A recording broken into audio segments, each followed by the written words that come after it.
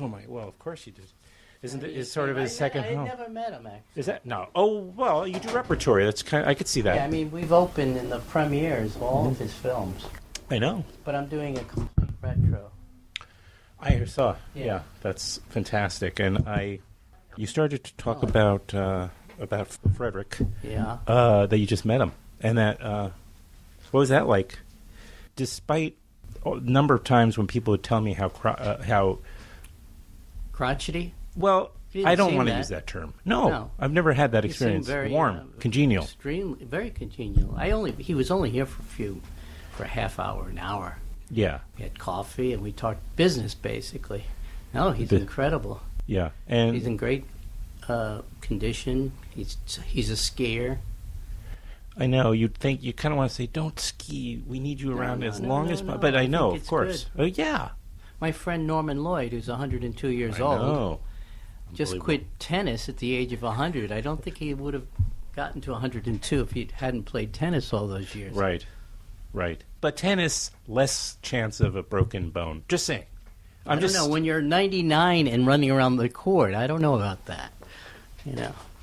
I drove with Norman when he was 100. He drove me around L.A. at 100. I didn't feel at all danger. No, he was 100 or he was driving at 100 miles an hour?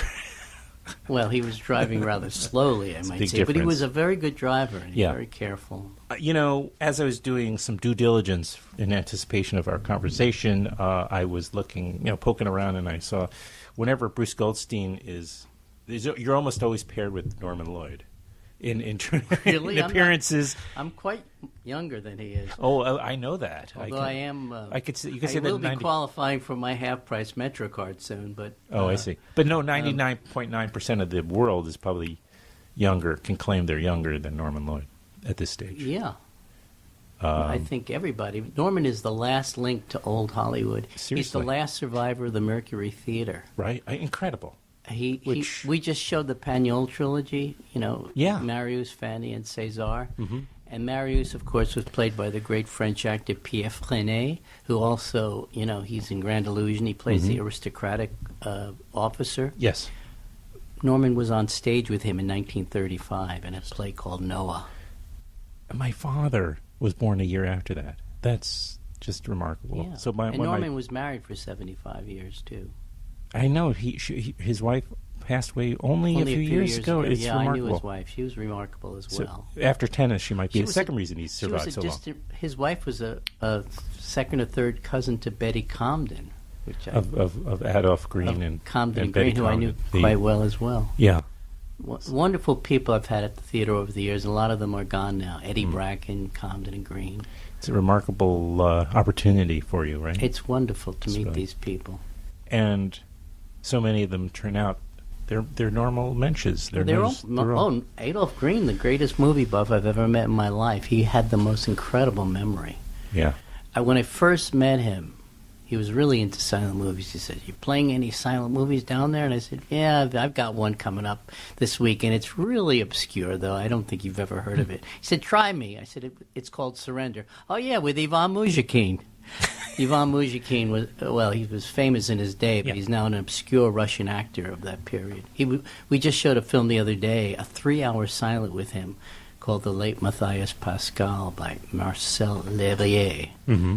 But he's incredibly obscure name from history. Yeah, that's deep diving. That's I think of myself as somebody who is probably pretty knowledgeable about film in the scheme of things, and then I meet somebody like yourself, and I feel like I'm a beginner. I don't really feel I know so much. Well, that's crazy. No, I don't. You must, you've been doing repertory not compared to all some your people life. I know.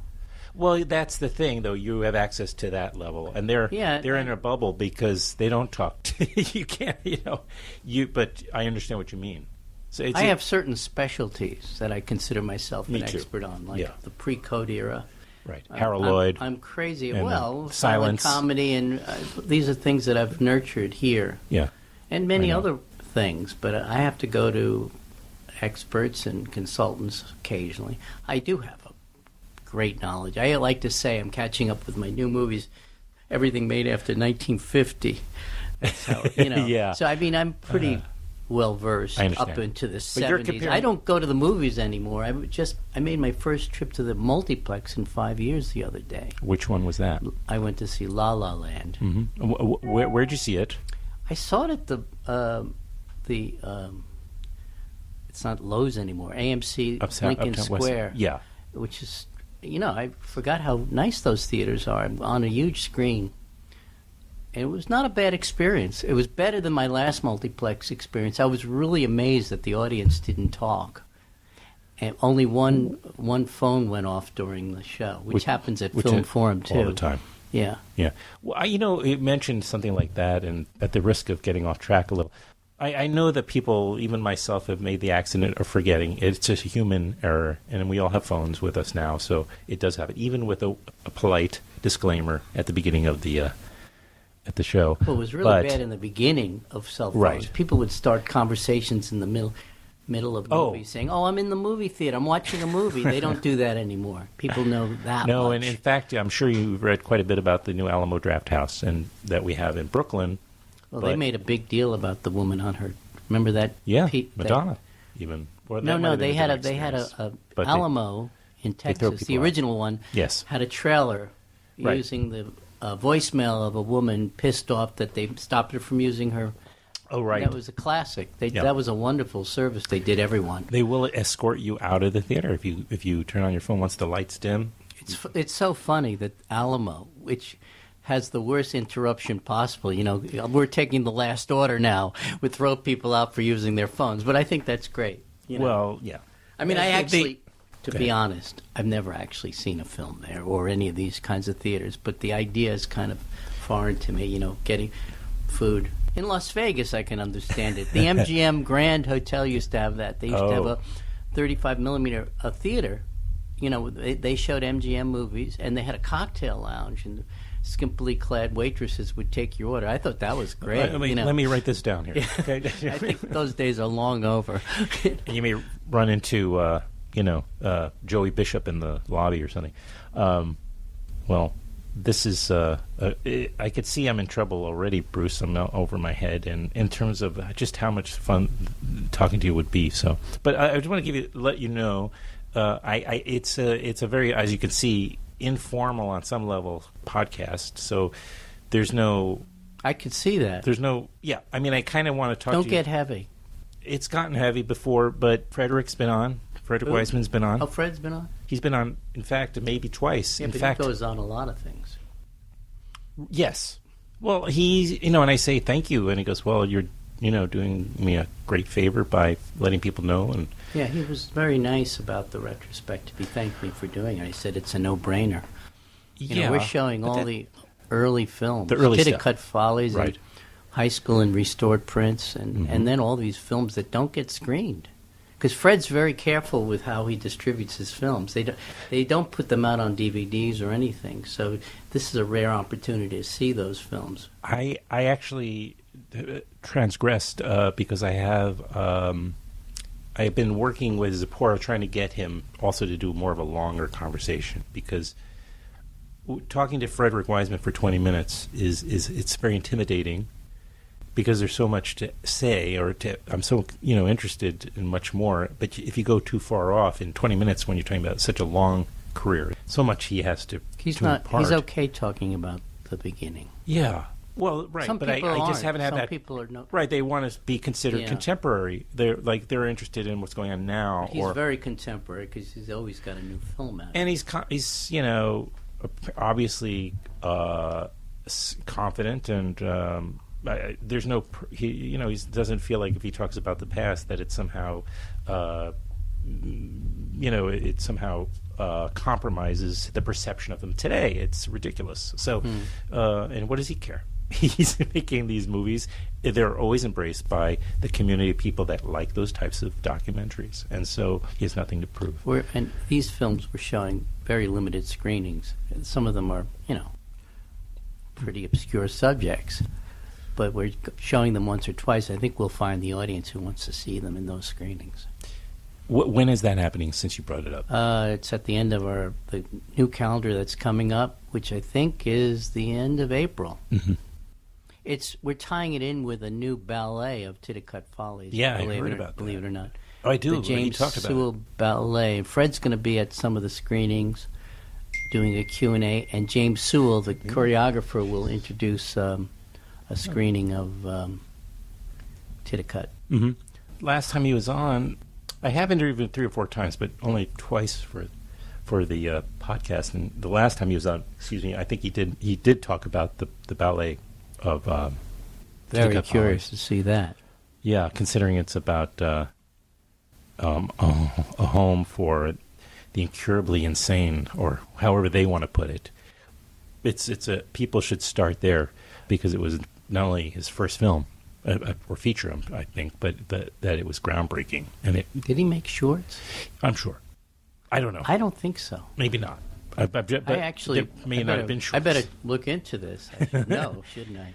Yeah, it might be necessary. I think he dived right in with Titicut. Yeah, I think you're right. But it had an impact on the culture, because it was an expose, even though I don't know if he intended it to be an expose. But so I don't know. There's much more to say about this other than that doesn't It's have. not the only thing we're doing on the next calendar. Right. We can talk about that too, what's coming up, because it may as well. That's a good starting point. Is just to kind of take advantage of that and promote the things that are coming up in the next few weeks, and then I can fill. I'm sure that will inspire tomorrow questions. we're opening a new restoration of a film that has not been seen in decades.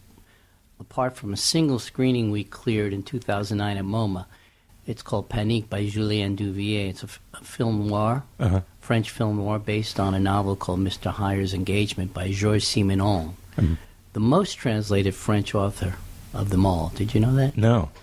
And we've got Simenon's son, Pierre, coming to introduce the show on Friday at 7, I think, and in the afternoon on Saturday.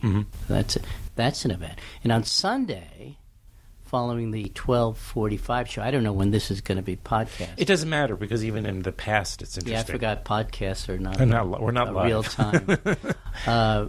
I am doing a talk with Jerry Rudis about subtitling. I actually edited the subtitles of Panique, because I'm distributing it under my company, Rialto Pictures. And I've edited all of the subtitles for our foreign film releases, working with a French subtitler named Lenny Borger. He's actually born in Brooklyn, of an Orthodox Jewish family, and been living in Paris for 30 years.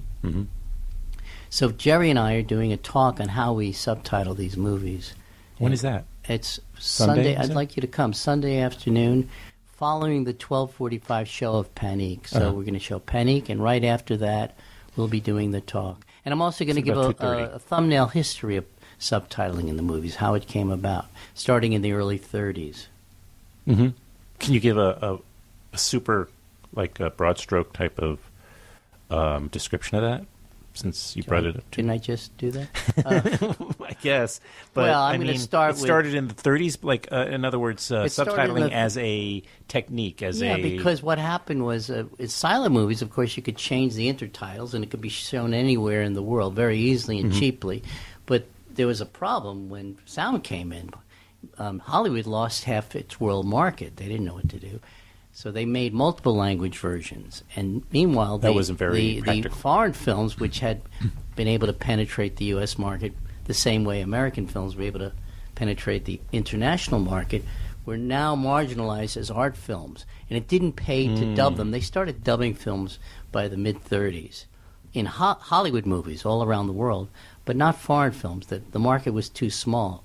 So some ingenious innovators came up with the idea of transposing the titles on the film image rather than using intertitles, which you can't do at talkies. Right. And in the beginning, they didn't think people wanted to read a lot, so they only translated every 10th line or so, which was frustrating. Over the years, they developed, it got more sophisticated, but now it's more sophisticated than ever because we use digital technology to preview the titles and edit the titles before we marry the titles to the film. And it's a very interesting subject. I think people really enjoy it. I agree with you. That sounds great. Is there a silence the computer? Oh, if sorry. there's, it's okay. Yeah, I could do So that. it's a very occasional. I could do that. Okay. They'll know I'm in my office. Everyone's got an occasional bing. Yeah. You know. Oh, absolutely. Yeah. We are in the offices of Bruce Goldstein, who has been with Film Forum now for. There's no silence escaping. that. No, there's no escaping it. Hello. John, I'm doing an interview. You can have this in the. Yeah. No problem. Yeah. Oh, what time are we supposed to start? Oh, 10:30. Oh, we'll have what time. time is it now? Oh, we're. Oh, I'll be out of your hair. Okay. I'll be out of your hair. That's fine. I'll be there as soon as I can. I'm doing an interview. Okay. Yeah. All right. That's not a problem. Yeah. In fact, I appreciate that much time, or another 15 minutes is even great. What were we talking about? The subtitles, and then. So I was just saying we're in the offices of Bruce Goldstein here at Film Forum, and you've been with Film Forum now for, as you said, going on 30 years. No. Is that right? 30 years. 30 years. Actually, more than 30. I actually started at the end of 86. My first calendar was 87. Mm-hmm. And Karen Cooper hired you, right? She did. I was doing publicity for the third screen, which in those days was forewall to another company. Oh. And then Karen decided she wanted to do it in-house, so she asked me if I wanted to do it. And actually, I didn't want to do it because I didn't want to be in the repertory business anymore. But I kind of reinvented You had been it. already doing it At the Thalia. Yeah. I had my own theater on Cape Cod. Mm-hmm. And I worked for Sid Geffen at the Carnegie Hall Cinema and the Bleecker Street Cinema, which were great rep houses in their day. But for Film Forum, I decided I had to reinvent it because this was on the heels of the VHS revolution, and people thought that no one would go to theaters to see old movies anymore. But so what I did was So look, if we're going to do this, we're going to have to upgrade the experience. We're going to have to get better prints, and we're going to have to do events and things you can't have at home. So my first... Which is the exact... I apologize for interrupting, and we'll come right back to that, but it's exactly, almost verbatim, the same things they're talking about now. Exactly, it's the same and I'm thing. doing People more can see than things ever. on their phone on a bus ride. What are we going to offer them? Yeah, well, what I did... So my first series was called... Bigger Than Life, Movies in Scope. This was in 87. It was the first series, I believe, devoted to the CinemaScope aspect ratio because people weren't aware that the scope films in those days were panned and scanned. That series, I think, was very important. We got so much press about it. It raised the awareness of this. Sure. And they started, very soon after, letterboxing started. So I really think that had a big impact on that. Yeah. So this is what a repertory festival is capable of doing.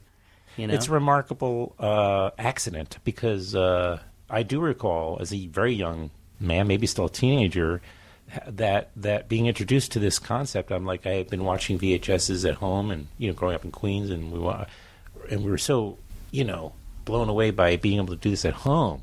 I remember getting the VCR, but not knowing, of course, that what we were watching were these modified versions, or that we were watching square versions of what were supposed to be rectangular, and so in plain language. And so once you see just how much of the story, yes, we know the images are being cut off, but we're missing actually information. Absolutely. Story. A lot in the frame. Yeah. It's incredible. It was very frustrating. One of the reasons I wanted to go into the business, or why I started going to repertory theaters in the first place, was the miserable state of films on television when I was growing up. My favorite story is there used to be something in New York. It was really for housewives called the 4:30 movie on Channel 4. And they once showed Silk Stockings with Fred Astaire and Sid Charisse, the musical remake of Ninotchka, directed by Ruben Mamoulian. And to fit the time slot, which was 90 minutes in commercials, they cut out all the musical numbers. So this is what drove me to repertory theaters in the first place. So I decided we needed to do things you couldn't do at home, couldn't experience at home. Well, in those days, there was no 3D television, so we did not the first 3D festival. We did a lot of 3D. We became the only theater in town that could do double system 3D, the original process. We had some new 3D prints made, like Kiss Me Kate and things like that. And then I started the gimmick movies, the William Castle and the Tingler, which is very popular. Yes, and I've been doing this all Vincent over the Price. world. I even did it in Melania Trump's hometown of Ljubljana, Slovenia. Really? Sorry to mention the T word. Yeah.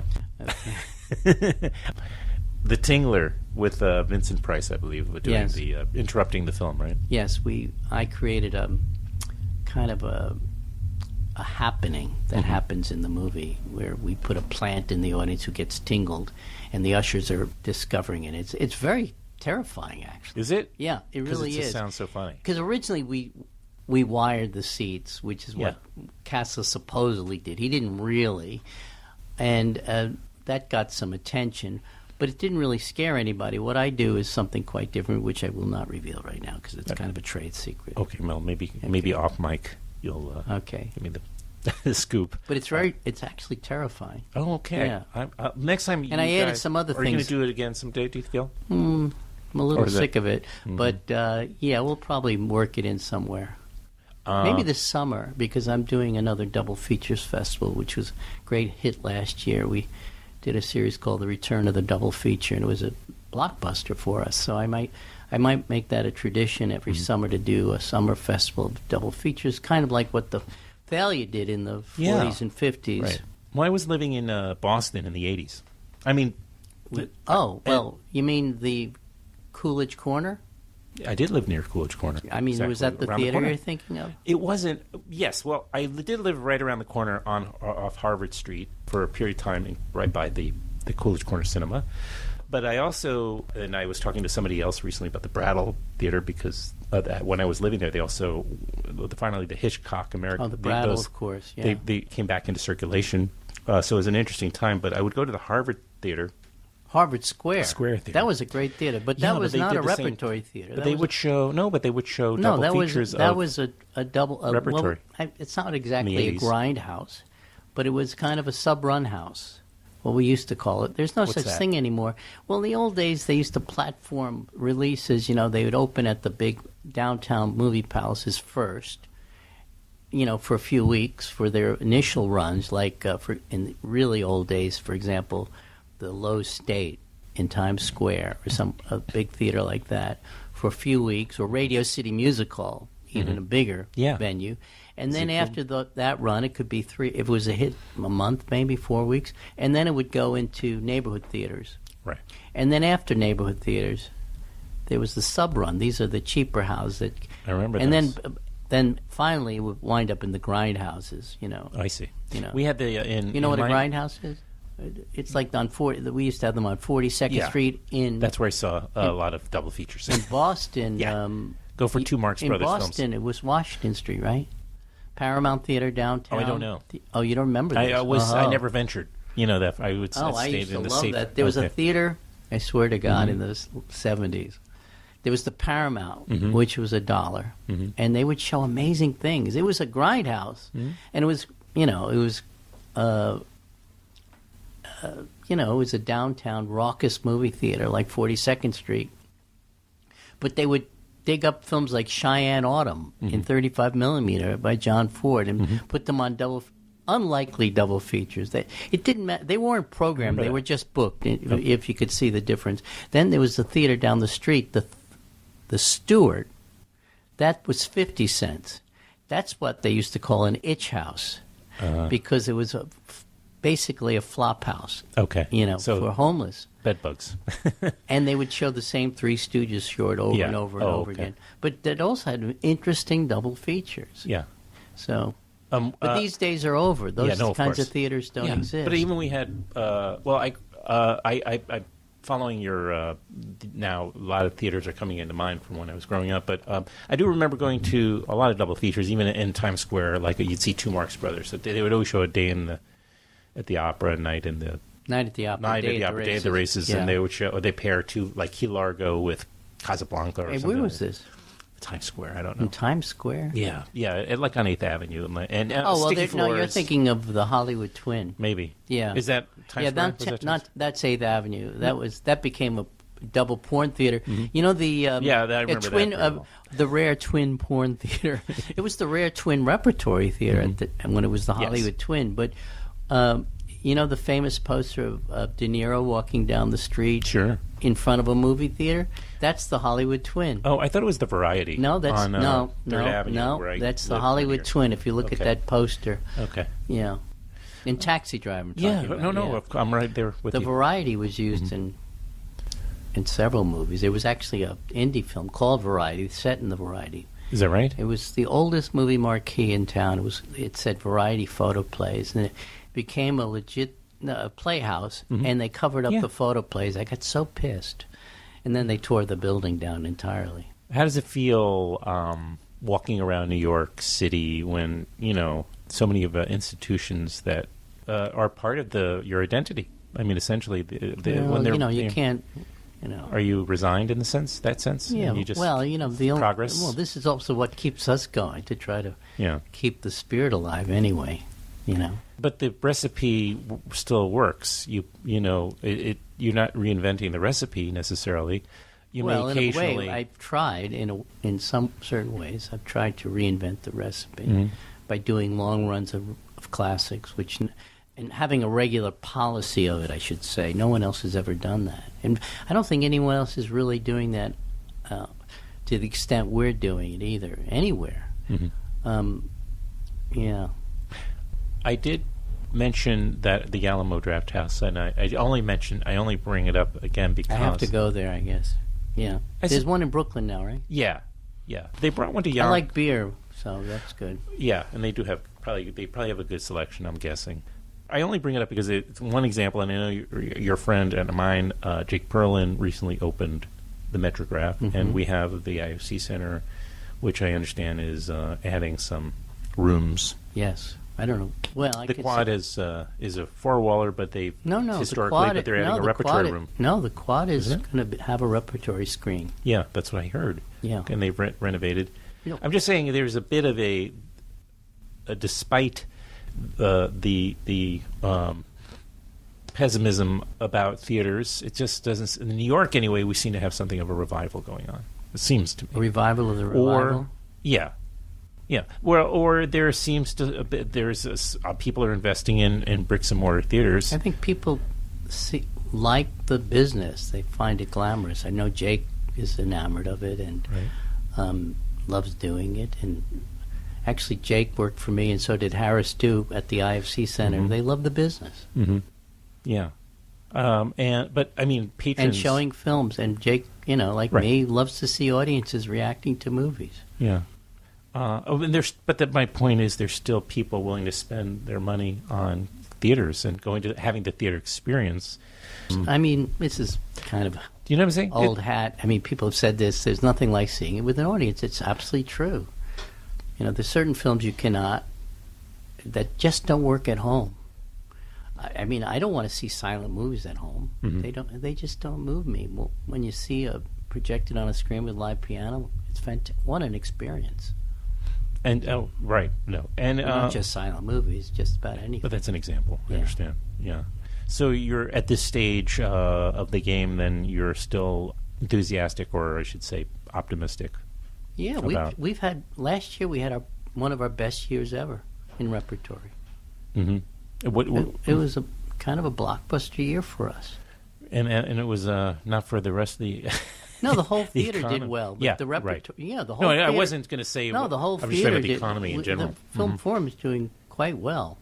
We're very healthy. I mean, not to say we're always wanting people to send money in and help support us, because what we do is very expensive as well. I mean, repertory is very, very expensive. Finding those prints. It's not just the prints. It's things like rights on. It's too complicated to go into. For example, one item that's extremely expensive that is shipping. 35 millimeter prints sometimes around the world is expensive. Just doing a repertory festival is very, very expensive because each film has a minimum guaranteed film rental. And if you don't make that, sometimes when you do a repertory festival, not every film is going to be a sellout, but we don't expect that. To do a proper festival, you have to have films that are popular and some films that will only draw 20 people. It's part of the game. Right. So that's where the nonprofit part comes in, that we support that kind of thing. we're not looking to have everything be a blockbuster. Mm-hmm. Let's wind it down with just, you mentioned that you have coming up, well, we know the Wiseman retrospective of his early years, or at least part one, right? And then you have the double features you mentioned. No, that's this summer. That's coming up in the We summer? haven't started on that. But Yeah, we haven't what's started, period. published is big festival in, is it April?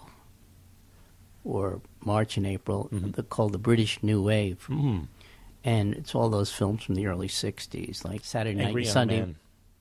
Angry Young Men, kitchen sink Kitchen dramas. But also comedies like Billy Liar. And going up to Swinging London, so would Georgie be Girl after- and... Okay, I'm sorry, I interrupted. No, Georgie Girl and Hard Day's Night. Darling? Darling's in there. That's a great one. Yeah. too. And the major And- directors are Carol Rice, Lindsay Anderson, Tony Richardson. Yeah. This is one of my favorite periods of It's film. wonderful. I know, I love them. They're so rich. Mostly And I love the 35 actors. millimeter. Yeah. Many of them imported from England just for the... That's something people Richard should Harris realize. is in every film. No, not I'm at just all. kidding Richard around. Harris is in Oliver one film. Reed. Actually, I don't think we have any Oliver Reed in there at all. You gotta have No, some. Alan Bates is the Alan main Bates. actor, and Tom Courtney and Albert Finney are the three main Tom actors of Courtney, that period. Right. Yeah. I'm hoping The Lonely... we can do a Skype with Tom, who I knew when we reissued Billy Liar, and Rita Tushingham, who is the main actress, in my opinion, and Lynn Ray. Well, she's gone now. Did you mention The Loneliness of the Long Distance Yeah, that's Runner? a wonderful film. Yeah. They're That was actually the first art film I ever saw, because there used to be a program on in New York when I was growing up called $1 Million Movie. It was on Channel I 9. remember. And Channel 9 was owned by RKO General, which had the RKO library. And they didn't have a huge programming budget. So they would just show one movie for an entire week, like 3 times a day. It was pre-VHS. You could get to know movies pretty well. You can remember the dialogue, or So memorize the dialogue. Yeah, by the well, end they of the like review. King Kong. I watched all week, like 10 times, or Citizen Kane, or the Astaire Rogers movies were all on $1 Million Movie. But one week they showed this film, Loneliness of the Long Distance Runner. And I think, wow, this is a strange movie. I've never seen a movie like this. It's what we now call an art picture. Slow and about real people, kind of dreary, not at all Hollywood. You're waiting for something to happen. Yeah. There's no ending. Yeah. No, I don't think there's a real resolution. I running. think he just runs away. Yeah. It's an experimental film. I mean, It is, yeah. Right? He doesn't get enough credit, Tony Richardson. One of my favorite. I love Taste of Honey Yeah. and Rita Tushingham I have to. I'm hoping and that- Dora Bryan. Oh, you're mad, yeah. You're mad. You're mad. Oh, is this one of the titles? What is it called? A That one? Taste of Honey. Oh, Taste of Honey. No, Oh, it's been a long Dora time Bryan, her mother. Oh, I see. She says, "Oh, you're Mad. Yeah. Ooh, you're mad. I can't do it. It's a tongue Northern twister. accent. I saw her It's on with stage little once. She was petite hilarious. British accent, and I'm praying that. Well, first of all, I've probably never seen any of these titles on a big screen, so And they're 35 millimeter. and they're On the most probably part. beautiful, right? They're I gotta gorgeous. Come. I got to come to a We're- lot of. we're This also might be showing- the one I really end up seeing a lot of. And when is that going to happen? I should know that, right? You should. I mean, So I know. I'll give you the. I'll show you the. Did they send you our new calendar? No, but I think I get the an email No, from we'll- Filmforum we'll every give you single a day, PDF, and then though. Adam Walker I'll sends give me an it to you email. right now, the dates are. What, Okay. this scintillating. What? Listen. What? As you pull up a PDF file? No, I mean that's great podcast. Yeah, it's also got that wheel. I hate that. So it's from the end of March. The exact dates are for the series. March 22 to April 6, and then we're doing a 1-week run of John Schlesinger's first another film. great one. Yeah. First film, which was called A Kind of Loving with Alan Bates. Really beautiful film. Not very well known. No. And am I too far? Yeah. No, that was great. Thank you for coming closer. And then, by the way, I should mention a couple of other things we're doing on. Can we just say one thing? And I don't think Women in Love falls into the doesn't fall in. It's a little later, I think, but it's with Alan Bates and Oliver Reed. It's one of my favorite films of all time.